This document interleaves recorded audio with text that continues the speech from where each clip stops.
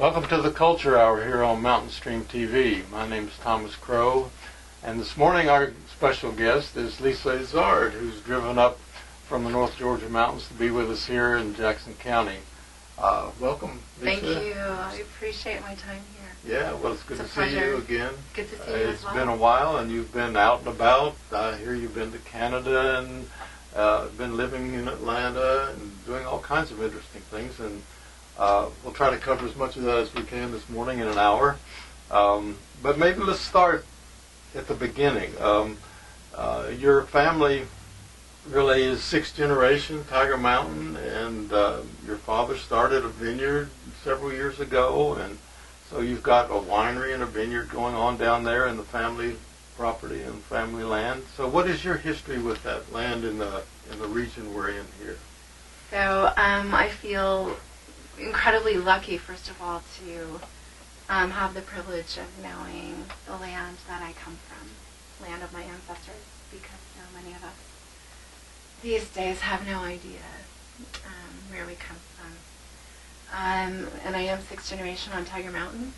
My father was born there. It was a dairy farm when he was a little boy.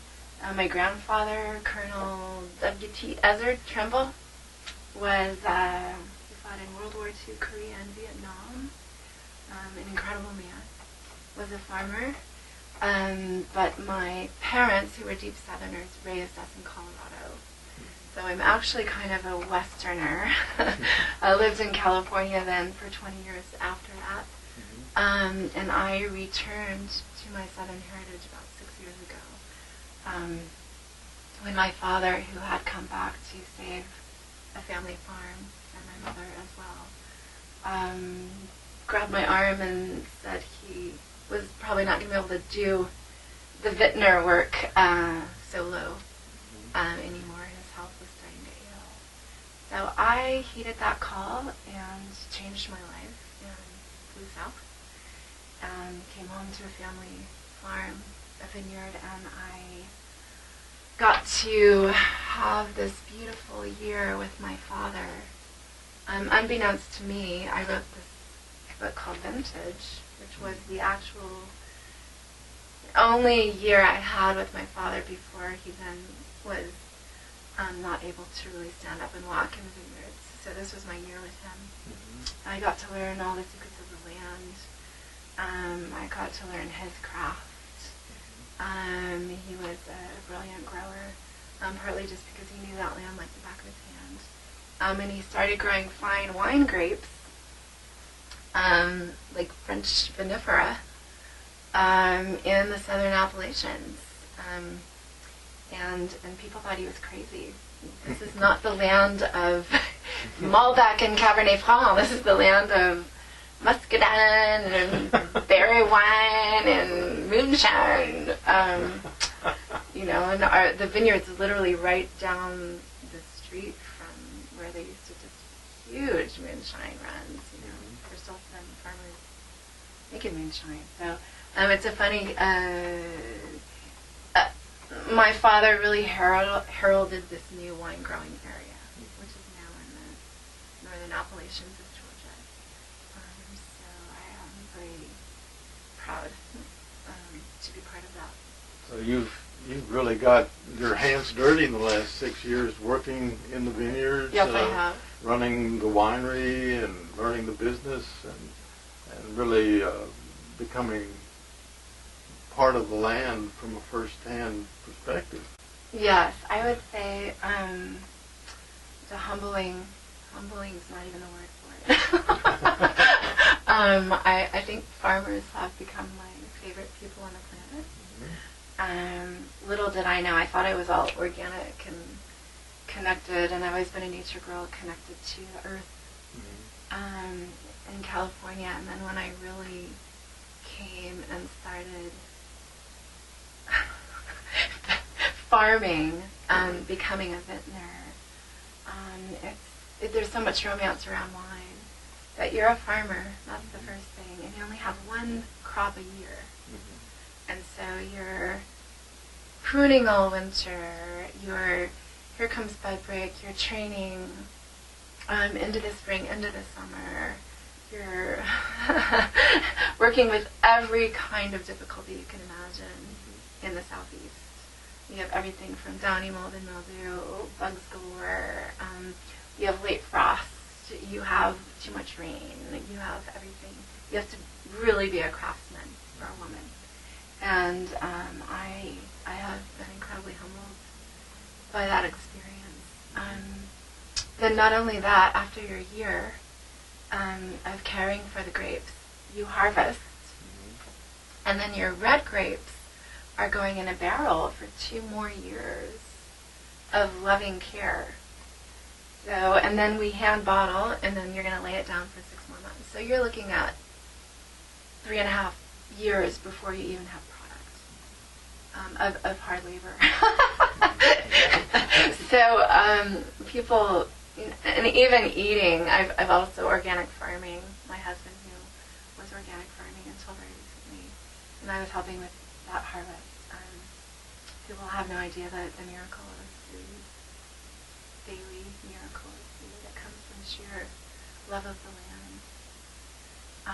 So I've had a great, very enriching experience. Right. Yeah. I can empathize with what you're talking about. I've been growing a garden for many, many years, and I've worked in wineries in California and France, so you're right. It's just a lot of work. It is. And it's a real education. I mean, what you have to learn is endless, pretty much. So I admire that you've taken that on and that you've stayed with it, and I'm sure your father would be proud of you. Yeah. We had a very, very close relationship in the vineyard, and it wasn't a spoken language. It was completely silent. A lot of the day we weren't really even talking. We were just moving down the rows, and I was watching him and kind of mirroring him, and every once in a while getting some direction, and just being with the vines and the growing and the land. So now you're back home, so to speak. But during the time that you were in California and Colorado, let me just read this little bit of a biography from the back of your book, Vintage. It says, Lisa Ezzard is a longtime poet, is a member of the Squaw Valley community of writers, and has received grants to write at Casa Don Miguel in Patsacuro, Mexico, and at Ambridge Art Center in the Smoky Mountains. Taught, edited, and performed poetry in a wide variety of venues throughout California. She's published in many literary journals and anthologies. And it says, after teaching language, literature, and dance in California for 22 years, she returned to her family farm in the Appalachians of North Georgia to become the 6th generation on Tiger Mountain, where she grows grapes and makes wine. So we've heard a little bit about growing grapes and making wine. Tell us a little bit about your time in life in California and your writing. I know that you're interested in dance as well and Native American lore and culture, so we'll get into all these, but maybe just start out, tell us a little bit about your California experience and teaching, just whatever comes to mind. So, I guess I've been a poet for a long time, and my father passed on November 2nd. I also did. So I guess I didn't realize one of the things that happens with the passage of a parent, it's a kind of initiation that we all have to do, brutal as it is there is a kind of reckoning that happens, and it's happening with me. I don't know if that happens with everyone, but this kind of like, oh wow, like how am I like my father? Kind of surprisingly, like how did I not know this before he passed? I always thought my love for poetry and writing came from my mother, because my mother was on the editorial board for the Atlanta Constitution. She's written a book about saving a family vineyard called The Second Bud. She got awarded Best Writer of Georgia several years ago, and she's always been kind of my model for writing. But then, boom, my father passes, and all of a sudden, all we're doing, all of us, is reciting and remembering all of the poetry that my father, he memorized thousands of poems. My father, he could just recite Flanders Field, he could recite Shakespearean sonnets, he could Tiger, Tiger, Burning Bright, he could just recite any poem. And when I went to college, my freshman year, I went east to the East Coast from Colorado, and I opened up my bag when I got to the dorm, and my father had tucked a Shakespearean sonnet in my bag. That time of year when thou mayest and may behold, when yellow leaves or none are few do hang. And then it goes on, when thou must leavest what thou lovest ere long. That he was, and he was always like the big heart person in the family. And he just like sobbed when we all went to college. So he left me that beautiful token in my bag when I left home. So you've inherited a lot of your poetic personality from your father. I did, and I had no, I mean, I had maybe a tiny idea, but it didn't really dawn on me until his passing. So on that note, I would actually love to read a poem from my father. It's one I read at his funeral, which was just gorgeous, in the vineyard, and just hundreds of people. We had a bagpiper come down through the vineyards and play his favorite song, "Oh Danny Boy," on the bagpipe. And as the bagpiper came through the vineyards, the clouds just opened up to blue sky for like 10 minutes. It was just beautiful. So this is called The Awakening. And there's a beautiful time of year. Every time of year is beautiful in the vineyards, but in the spring, we awaken the vines. And my mother came up with this. It's actually an old Eastern European tradition, where you go and you get all the old cuttings from the previous season. You make a big bonfire, and we parade through the vineyards. The Abominable Cedar Feed Band comes from Atlanta, and they're wild and crazy, and they wear crazy costumes and grapes hanging from their crowns, and we awaken the vines. And so this is that time of year. I'm going to read this poem. It's called The Awakening. I am the true vine, and my Father is the wine grower. He removes every branch in me that bears no fruit. That's actually a biblical quote from John 15, verses 1 to 8. We have gathered the branches from last year's harvest to make a bonfire. Now, only a white ashen circle on the knoll, while everywhere a green frolic of bloom, and our hearts break, sun ray by sun ray, into the essence of grapes. With kingdoms of tendrils we begin again, breathing through the vines with our trumpets and horns as we parade our newfound faith. How brief the seasons seem next to this passion, this awakening of a green spring, a vine, or a nation. So, my friend, my neighbor, let us clink our glasses to the covenant of ourselves, coming toward each other, our arms filled with fruit, wine bearers, winemakers, being for each other God's bud break. Yes, that's lovely. Thank you. Yes, Thank you. So, going back to California then, what, I know you did a lot of teaching. What were you teaching and what were you doing? How did you grow and change as you as you became older? Maybe take us through that arc of your life a little bit.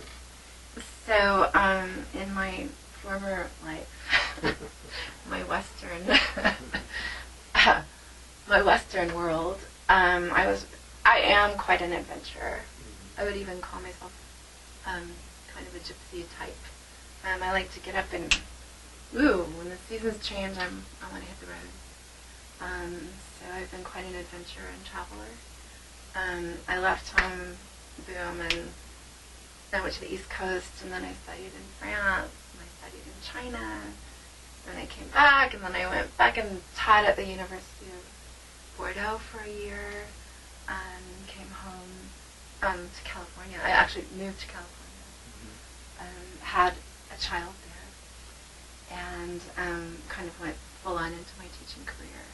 And I taught everything from college all the way down to 4th grade, and back up to prep school, high school, and then to Piedmont College was my last teaching position. So I've taught all over the map, and I've taught a variety of subject matter, but it's always been fine arts related, so English and literature and French. I'm quite a Francophile. And believe it or not, West African dance is one of my great passions. So I've been studying that for a really long time. How did that start for you? What was the story? Well, I come from a ballet family, and there's all this just not, I can't relate. My sister was Clara in the Nutcracker. But I always had a much more free-spirited ness about me, a kind of wild, letting go kind of person. And when I was in college, I was taking a modern dance class, and an old African, the grandfather came to teach a class, and I just lit up, and I'm the drum. I know I look white, but I really wonder, with all my ancestry, like I feel like I'm half African and half Native American, and the white part I don't really relate to so much. So I just came alive, and he saw it. He was like, "You need to do this. I think this is a new spirit." So when I moved to Los Angeles, in my late 20s, I was a student. I found it. I found African master teachers who'd come to California, and I started studying dance. And then I would go religiously every summer. There was an amazing dance camp, Camp Beretta, where all the great master teachers and drummers congregate in Northern California. And so you have 10 days, like 4, 5, 6, 7, 8 hours a day you're dancing. And I love the kind of learning where you're not doing 1, 2, 3, 4, 5, 6, 7, 8. It's like, here's the drum. You're going to listen until you hear that in your body. And when you hear that, you're going to move. Mm-hmm. And then you watch the people in front of you, and you throw yourself in, and you go. It was very improvisational then. No. Well, I wanted to do I actually wanted to get a Fulbright and do a study of kind of a comparative study. Because I got my graduate degree in comparative literature. And studying the ideas and concept of like Western dance and ballet in particular, performance-related dance, and agrarian, earth-related dance. So I wouldn't say it's entirely improvisational, but what usually happens is there's a rhythm. Mm-hmm. And the rhythm, typically the rhythm was started for women doing work. Like they're grinding whatever they're grinding, or they're washing, or whatever they're doing. And these rhythms were created, these beautiful polyrhythms, and out of nature were created. And then from that came the dance. So there's typically a couple of steps for each kind of dance. Like, this is the harvest, and here are the steps. Right. And that's not improvised. And here is the dance for girls' initiation. And these are the steps. But then after that, if you see an actual dance choreographed, that's for the Western mind, the Western world. If it's concept, it's ballet africain. If it's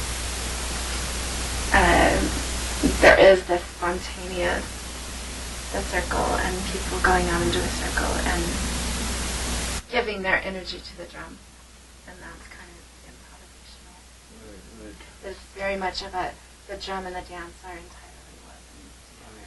Well, that makes sense. And what kind of experiences have you had with that kind of dancing, both in California and since you've returned to the mountains of North Carolina? Well, now when I go to Atlanta, there's quite a distinction.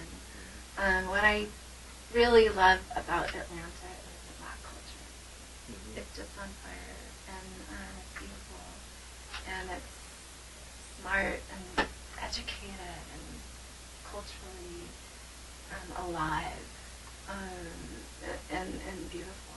And when I go to dance in Atlanta, I go to Clarkston, which I also love. I can talk to you about because I'm tutoring Afghani women, refugees here.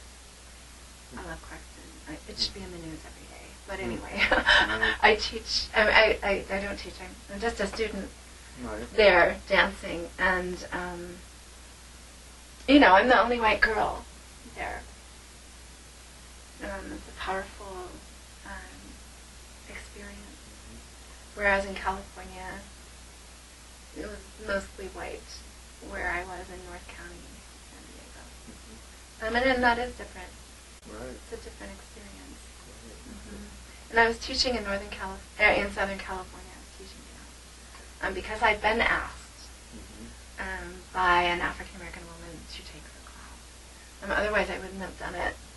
But I was just trying to keep that culture alive in a place where the African tradition wasn't really there. And so I was teaching, but I would never teach in Atlanta. It's just, I really honor that, the Black tradition there and the culture there. And I like being a student there. Mm-hmm. No, it's a big difference between being a teacher and being a student. Yes, there is. Definitely. Yeah. But I did get the great gift of being a teacher of the dance because I had to listen to the rhythms and I had to learn the rhythms and I had to learn what dance went with that rhythm. Whereas when you're a student, you can just dance and you don't really have to necessarily pay attention to all of that. It really refined me.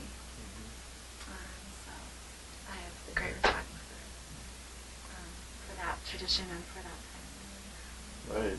It's interesting. I'm listening to you talk about your interest in African dance, but you also have an interest in Native American culture, and they too have dances. Mm-hmm. And I'm wondering, is there a similarity between African dance and music and Native American dance and music, and what's been your experience in those? Oh yeah, there absolutely is, and I would say the center focal point is the drum, and that heartbeat of the drum that we all hear and feel and relate to. I think even non-dancers. I remember I was teaching at the YMCA in Southern California, and we had you have to dance to live drums, so we had 4 or 5 live drummers. And, they'd start up, and you'd just get people constantly, it was like a magnet, peeking in, oh, I'm not a dancer, but, I can't not move to that. Right. We can't not move to that. It's so primal, that heartbeat of the drum, and the rhythm of the drum is inside of us. It's medicine. So that is very much a big part of the Native American practice too, and that calling to walk and talk out the great mystery, whatever. How are we all related in just our natural patterns? I think both of those traditions pull more from a nature-based agrarian source. I relate to that entirely. So, I know that you've had some experience with Native American ceremonials and traditions in that sense, and maybe we can move into that, and you can tell us a little bit about your experiences. I know you've been part of sun dances here in Northern America, but you've also been down on the other side of the border and had experiences with moon dance, women ceremonials. Can you tell us a little bit about any of that? Really? Yes. So, again, it's my experience has been so much just about nature, being awake to nature, and that nature speaks to all of us, and that all things are living, and that all things have a personhood. So, when I was about in my late 20s, I started on a spirit path, and I ended up at the Bodhi Tree bookstore in Los Angeles. I was like a fish out of water thrown into this big, god-awful concrete city of Los Angeles. And I was like, why am I here? What am I supposed to be doing here? And so I ended up at the Bodhi Tree bookstore, and there were a bunch of us in our 20s. And we were all trying to find our art and trying to find our spirit. And in a culture that is very materialistic, it's hard to have that acknowledgement. Very hard. And so I started getting pulled into the Native American tradition. And I met a man at the bookstore who was a sun dancer. He was African American and with some Native American in him, like so many of us have. And he was pulled to the Sundance, and so I ended up going with him to a Sundance in Oregon, which was for Native only, but because he was dancing, I got to be there and support. And what happened to me there was pretty amazing. I had a monarch butterfly experience. Sundance is a 4-day ceremony, and the sun dancers have no food or water for 4 days in the heart of the summer. And it's very much about, it has traditionally been about men.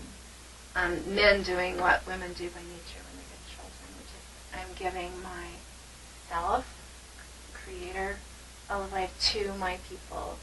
This is me sacrificing myself to my people. These are the prayers I want for my family and my home and nature and my people. And so on the third day, I found this monarch butterfly that had just landed perfectly. It was gorgeous. It was dead. And I was holding it at the Tree of Life. I can't go into all the details about Sundance or we'd be here for the day, but I'm holding at the Tree of Life. And then this young boy who I really loved, he was a Nordic boy. He comes up to me with a live monarch, and this little butterfly, beautiful butterfly, came onto me and went up onto my cheek and stayed there for like an hour. And stayed there right before the healing round. So this is what was weird about it. It was the 4th day by then, or maybe it was the 3rd day, I can't remember. But it's the only time where the people can go into the sacred ceremonial circle, into the Tree of Life, and actually get healing. And so the sun dancers who've had no food or water for 4 days, here I am with this butterfly on my face. And I go into the circle for healing, and the sun dancers are fanning me with these ginormous eagle wings, a lot of them, and they're fanning me, and I'm just like, don't fan this butterfly off my cheek. It was symbolic in so many ways, and it didn't fly. It didn't fly away. Which makes me think maybe it was just drying its wings or something. And it was odd. And so then I get out of the circle, and I'm sitting there, and, the butterfly's still on my face, and this little girl comes up to me, and she's just like, I love you. And we go prancing around, and we come back, and then finally the butterfly, takes flight, and I'm like, oh my gosh, don't leave me, kind of feeling like that was part of me. Don't leave me. And it was a profound thing. Well, on top of that, it turns out there's a woman at the Sundance whose name is Vanessa, which means butterfly, who's from Costa Rica. And she had told me right when I arrived, she said, I'm a moon dancer. And I just got chills up my spine. And so when I was leaving, she said, Lisa, on the fourth night of moon dance, we paint butterflies on our face. And I was just like, okay. Well, I don't really need to think much about that one. So that year, I flew to Mexico City, knowing nothing, except that I was going to meet a man named Fidel in a red jacket in Mexico City, and I was going to get swept away to a moon dance in Teotihuacan, which Teotihuacan is where the sun and moon pyramids are outside of Mexico City, and a butterfly temple there. So, I tell my mom, and she's like, this isn't some kind of cult thing, is it? Who's putting this on? This is now, what kind of women, And so I had to kind of go mute and just trust the mystery and go. And I did. And for 4 years, it's a 4-year commitment. 4 nights under the full moon. And that sounds like a beautiful fairy tale. It's a marvelous night for me. Yes, it was actually very hard. You're out in the desert, the high desert of Mexico. There's nothing. You're fasting. It's cold. It's all night. You're going in sweat lodge before ceremony when it's dark, and then before the sun comes up. You're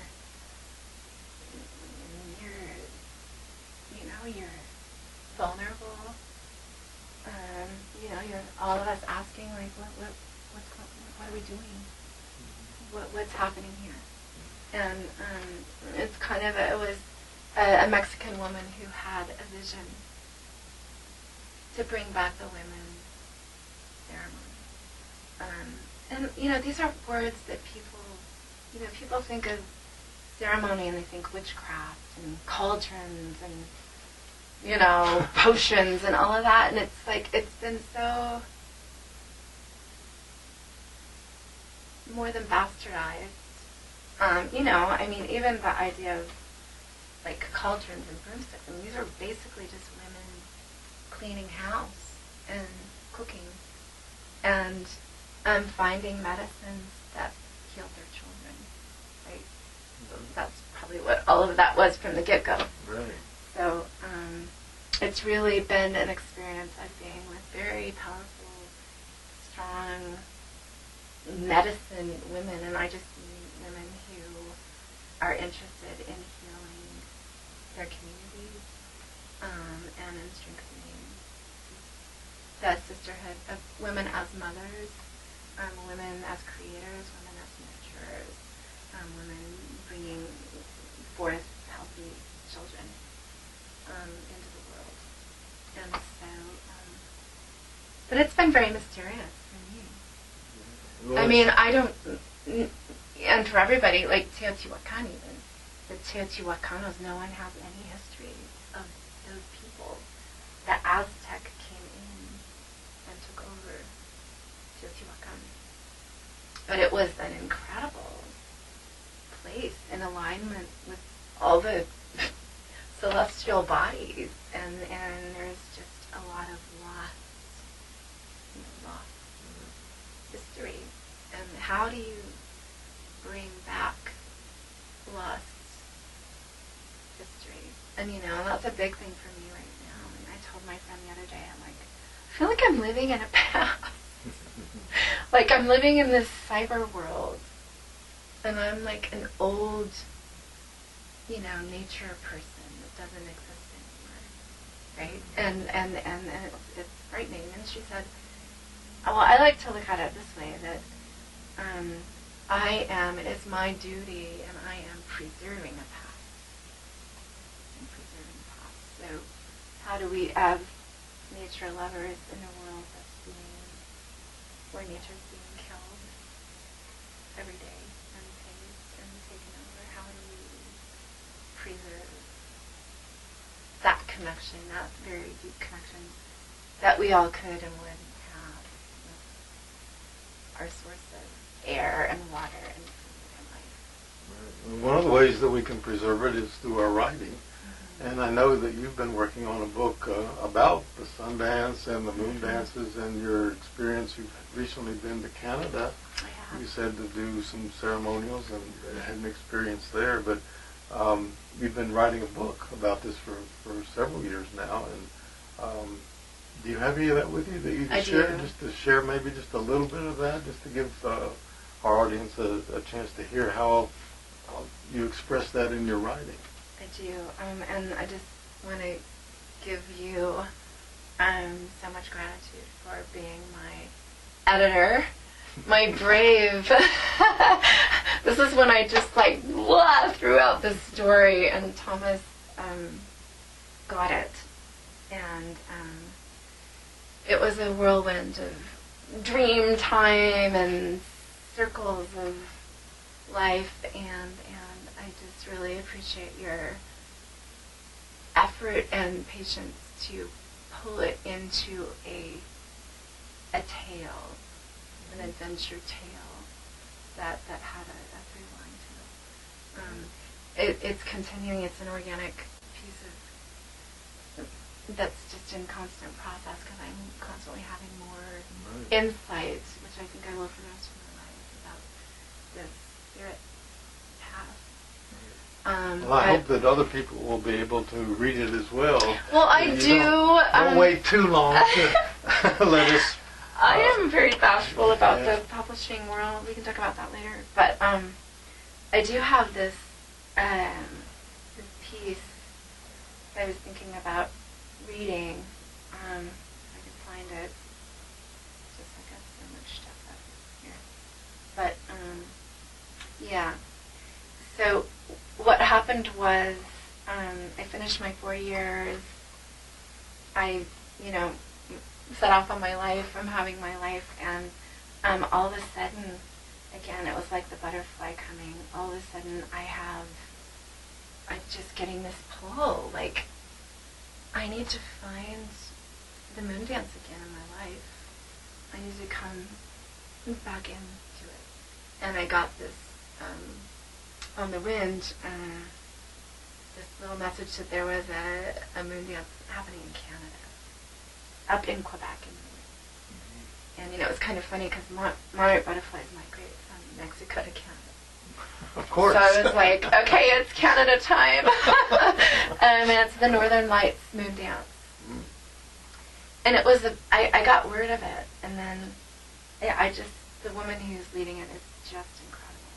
She's a Nordic woman, actually. And I spoke with her, and then, it was about a month before it was happening. And I was like, oh my God, I can read you about this. I'll just start. Wasteskun Mesli, touching the goddess. The year of 2017, the year our country fell under the assault of the masculine gone awry. I felt something fierce calling me back into the women's ceremony, witness to the attack on our sacred lands, on our health, on all life-giving forces at the expense of sheer greed and money domination. Our entire nation felt trumped. So, but from across the border, I heard this word of a moon dance in Canada, Northern Lights. As always is the case, I tossed and turned my skeptical mind. Why do you want to go back to the moon dance? You finished your commitment long ago. You have a loving, giving husband. You've returned to your ancestral home. Oh, it's happening in a month, and you won't be able to organize your work schedule and your time and your money. But my heart would not give in. I knew that if I did not follow the pull, I'd never forgive myself. I heeded the call of the northern winds. I would be fulfilling the migratory pull of the monarch butterfly from the oyamel trees of Mexico to the pine forests of Quebec. So I did it. And, I ended up meeting this incredible woman who took me in and got me there, and she had a little apartment in Montreal, and these are the kinds of women. She's, 63, just amazing woman, and she goes for 6 months of the year up to the farthest northern tip of Quebec to help the Inuit doing social work, and she does expressive art therapy and so forth. And she gets dropped off, no roads, no cars, 50, 60 below zero. Okay. And I'm just like, wow, you do? Really? And she says, it's just amazing. She said, sometimes I love to just be in contemplation all day and watch the northern lights. So these are very extraordinary people. And so we pile into her little car, and we've got the luggage all falling all over our heads, and we're laughing and cackling and getting to this magical place, which this time was not harsh. I can read you. When we arrived at the moon dance grounds, I gasped. Finally, I'd arrived in that fairy tale place where I really could sing. It's a marvelous night for a moon dance. We were all nestled in a valley, surrounded by pine forest bordering a river. The grounds were impeccable. Mowed pathways led me to the fire, the shelter built for the fire tenders, and the 3 colossal sweat lodges. These were perfectly formed lodges that would hold 70 to 80 women. A path led to an enormous teepee that had been raised for ceremonial gatherings and teachings, and beside it, an open-air shelter for eating. A path led up the hill to self-composting toilets and on to the gorgeous moon dance circle, where the 4 directions were staked out with flags, and prayer ties were wrapped around its periphery. On the grounds, 200 women prepared for ceremony. So here I was in the seat of it. I got called to the dance with the woman who had the vision. She had, symbolically, a tumor in her womb. So she looked like she was going to drop a baby when I met her. And 2 years later she passed. But she had the vision, and then now here I am in Canada, and there are 200 women dancing. So it is flowering. They were goddess women who walked with confidence, poise, medicine. They wore beautiful skirts and dresses and woven blouses, no pants allowed on the moon dance grounds. They wore scarves and cowboy hats bedangled with feathers. I walked the path of a counterculture to a place where our goddess selves are not put down or sacrificed or given up, but raised up and given a heartbeat. There was wild beauty everywhere, and it was not judged or labeled hippie or witch or whorish or self-seeking. Women pitched their own tents, prepared their own tobacco and herbs. They carried their own drums and rattles, and no eyes were rolling. I was in a circle where the woman's strength and endurance was visible at the core, a strength that needed no approval of men. We harvested wild flowers growing with abundance in the meadow and sat in circles beside the teepee, creating our woven headdresses. We sat alone and together in preparation for the 4 nights, and when the conch shell was blown, we formed a circle in the presence of 7 indigenous grandmothers, the very ones I'd been longing for. The female body, the life-giving force, took center as we began to flow with the cycles of night and day, moon and sun. The men created perfect symmetrical fires. They brought glowing stones into the lodges. They fed us. And they brought us ginger tea and spiced hot chocolate in the heart of the night, ponytailed and equipped with survivalist skills. These were men who loved being in service of life. They humbled themselves. They were happy in that genuine, content, unspoken sort of way. They treated us and the land with pride. They transformed the elements into food and warmth with their ladles and brooms, pitchforks and cast iron pots. Were they not witches too? The harmony I felt those 4 nights still makes the hair on my arms bristle.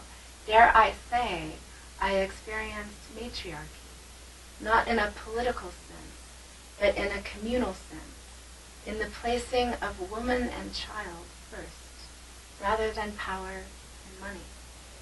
After each lodge, the men would stand at the lodge entrance as we crawled out, holding a bowl of tobacco for us to take a pinch and offer our thanks to the fire. Yeah. Well, that's beautiful. I mean, really, and that's very recent writing. And so... Yeah, that's the last chapter.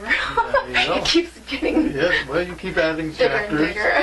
But the chapters are interesting because the adventures and the experience is interesting. And that's why I'm so excited about this book eventually getting out into the public, because It's kind of timely, isn't it? You've had so many interesting experiences that most white women have not had. Like you say, because a lot of these ceremonials are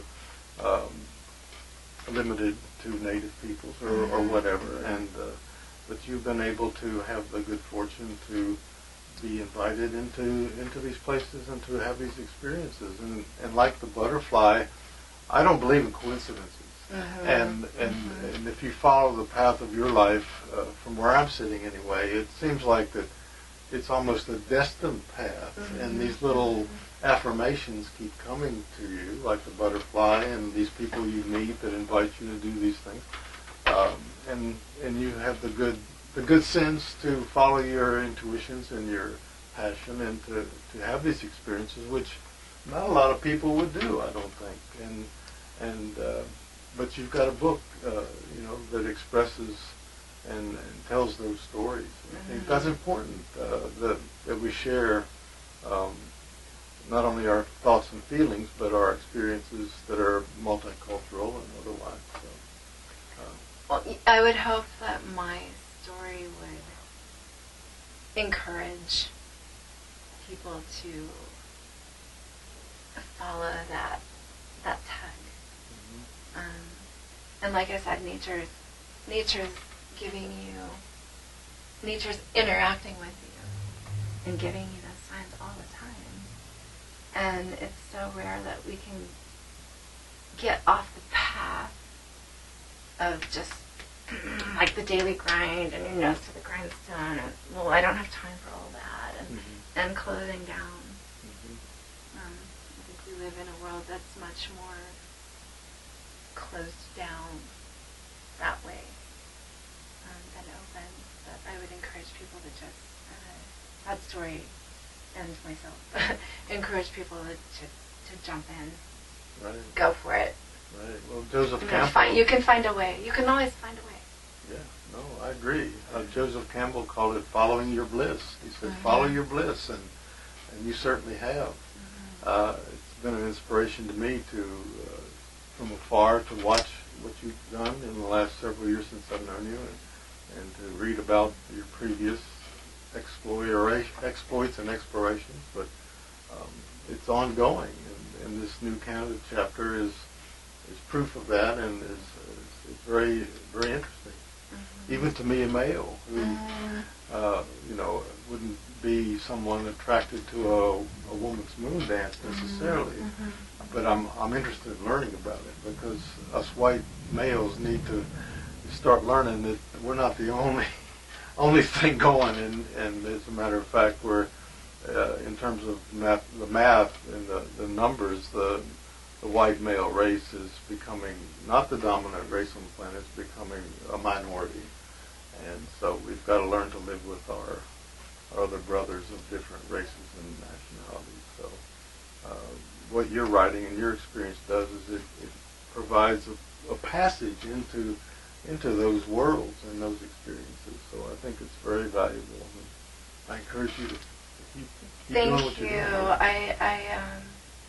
I really feel for the white male culture right now. I just think it's so toxic, and the models. I mean, again, like the Trump model.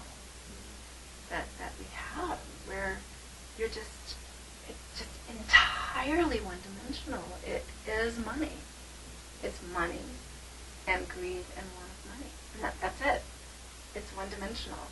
And if you have that and you're making your millions and your billions, I don't care how many feet you've stomped on, I don't care how many people you've buried, how many people you've lied to, if you got the cash, you're a superhero. And that's rough.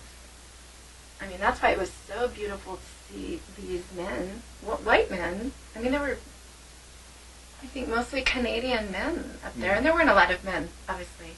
It was a women's ceremony. But the men who were helping were truly just in total gratitude and really loving, giving to, like, the woman and child kind of idea. That being that kind of provider.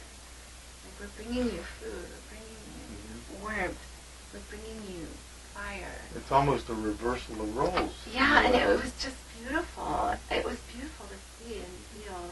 And, because we were all going through very deep internal time, there's always a time during those 4 days or nights where someone just, like a woman just goes off and just loses it, just sobbing, just getting out stuff.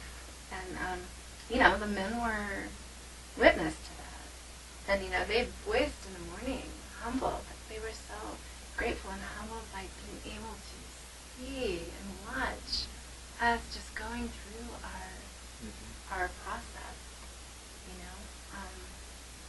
It is a different way of thinking about the masculine and the feminine, and God knows we know we're out of balance. And it's a one of the pool rings where you throw a stone and it just the Earth Mother.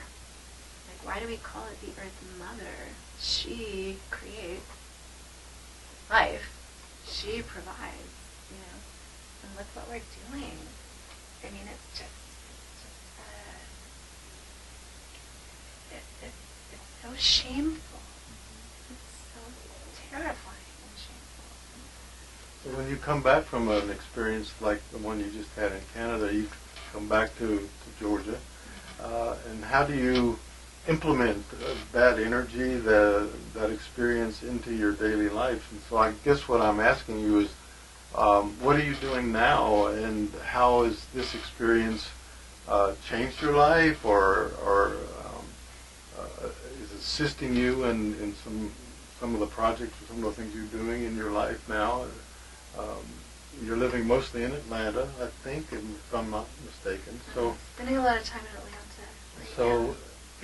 So then I guess, how does that with your father's passing, and how does that translate into what's going to happen to the vineyards? Do you have a handle on that yet, or what's your life like now, and what are some of the things that you're doing? So now we're getting into the difficult transitional passage. Let me start with what's still happening at our farm on Lea Lake, which is in the outback of Betty's Creek. And Betty, I don't know why they called her Betty, but legend has it that she was actually a native, probably Cherokee, midwife in the valley for all people. And she was legendary. That valley that you live at the end of is named after her. But I have a sweat lodge there, and I do women's ceremony, traditional. Definitely with the changing of seasons, like winter solstice. I did one for the passage of my father recently. And when people call for one, they're going through difficulty. And so there are a little community of women who I love, young and old. There are a couple of young girls who've joined us recently who are in love with the river. They're the river rats. They're leading trips down the Chattanooga, and they're one of them is built a small home with her husband on but they're in love with the rivers, and so they bring great young female energy to our circle.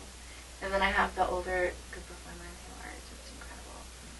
Goat herders and massage therapists, and Linda has she does fires, she has a mill and grinds her own corn and gets wheat for everybody.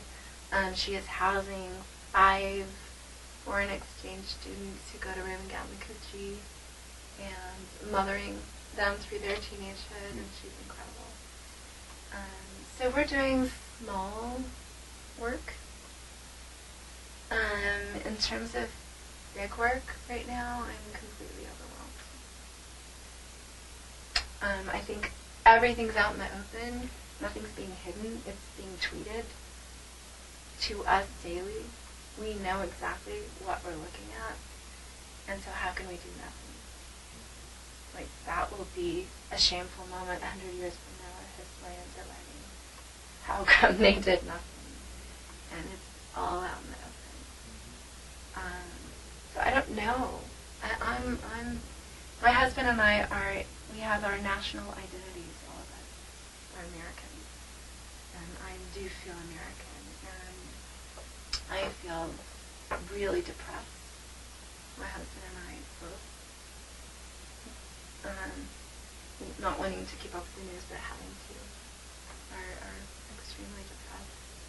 In terms of our national identity, we have a president who's not even welcomed in England. It's nasty. It's awful. It's horrendous. I get the news this morning and I just have to turn it off.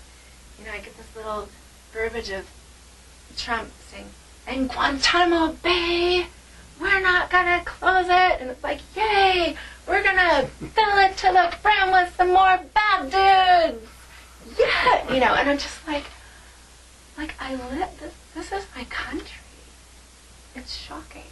It's absolutely shocking. And I think we're all, most of us, dealing with this rumble inside, this anger, this helplessness. It's really big. It is affecting all of us. Well, it could be that it's the beginning of an interior eruption that will have positive outcome. I mean, sometimes it's like Bob Dylan said, it's always darkest before the dawn. And maybe that's kind of what our country's going through at this time. It's not much fun, and it's kind of scary, but maybe this is what we have to do to raise the bar even a little higher than it was before. Well, I do feel that way. That, if you want to look at it symbolically, that there could be no better representative of, let's say, the end of capitalism, where it's just become pure greed. That there's no better mirror for us now. Like, how have we been buying into that? And that's a big, huge, maybe strange gift to look in the face and come together in community and find love. I try to keep hope going inside me. Right. Well, I think we have to. And how does that translate into maybe what's going to happen to Tiger Mountain Vineyards? Have you given that some thought recently? Yeah, that one's very tough for me. I've walked the vineyards just on my knees. Is this mine? This is my ancestral homeland. Is this mine to carry forth, or was this my father's dream? Was this all my father's dream? And it's passing on now that he's passed, or is it mine? I do love growing grapes. I do love that mountain, Tiger Mountain. I do love making wine and growing wine. But it's not that simple. We would have to, my siblings have a pretty huge investment into keeping it going. And it's not an easy place to grow. You have to really be a craftsman. And it's a real life commitment my mom is still there. So her role in keeping it going or not is still a little bit hazy. It's not an easy I can't imagine. reckoning. Well, this might be a good lead in to have you read something else from the book Vintage. This is Lisa's book Vintage, and it's divided into 4 sections, the 4 seasons, and all the poems are seasonal. So the detail and the information is seasonal in terms of the process of growing and harvesting and making the wine. So choose one of your favorites for us, and let's hear a little bit more of the poetry.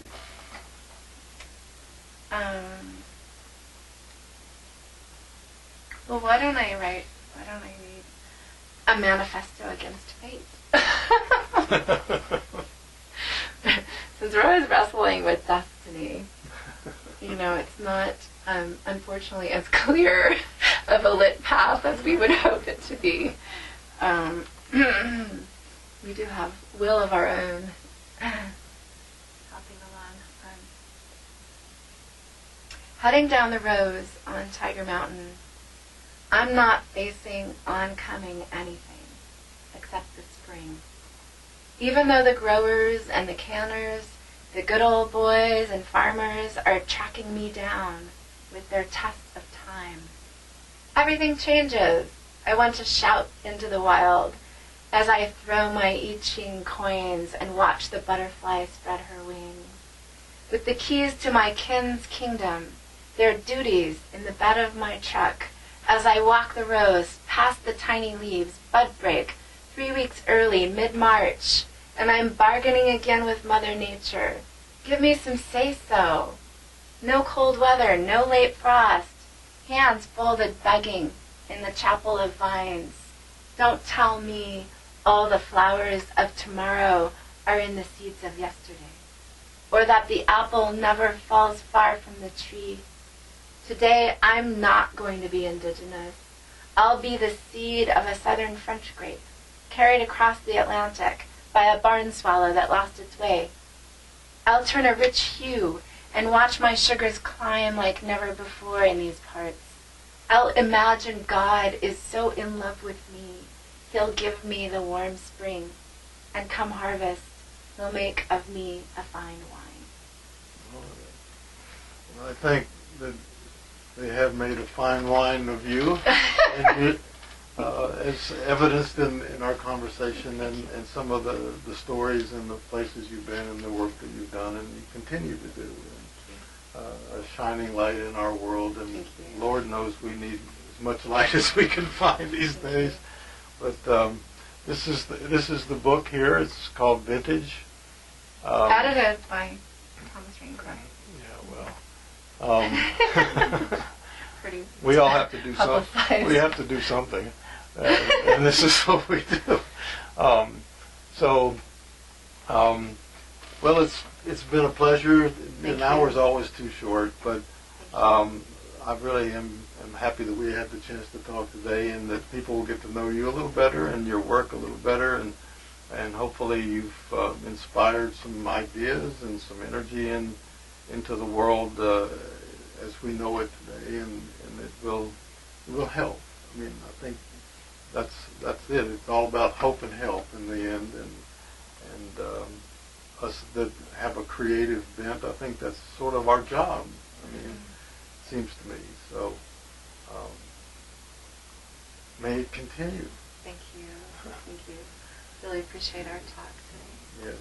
Yes. And all of your efforts to keep writers alive, poets alive, new vision, new ways of thinking and looking at the world alive, whether it's through this conversation or all the publications and writings of your own that you have been a part of. Right. Well, this is what the Culture Hour is all about. It's really creating a live program for people to come into our woods here and experience of the different kinds of creative spirits and work that is being done here in our mountains. So please join us again for the next hour. when we bring another artist and creative person into the woods for your interest and enjoyment. The Culture Hour is sponsored by Shelton Farms and the Canary Coalition, and look forward to talking with you next time.